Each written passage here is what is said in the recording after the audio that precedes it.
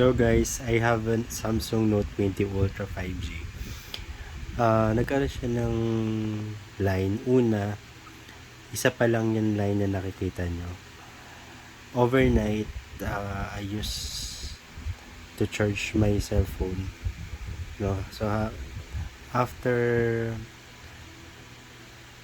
kong gumising, napansin ko na lang siya meron ng isang line.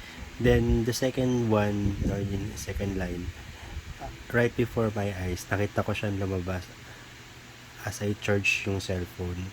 So, sa napansin ko, habang umiinit yung cellphone habang nag-charge, I think dun siya natitrigger. So, yung itong line na to, possible, ang cost niya is hit talaga.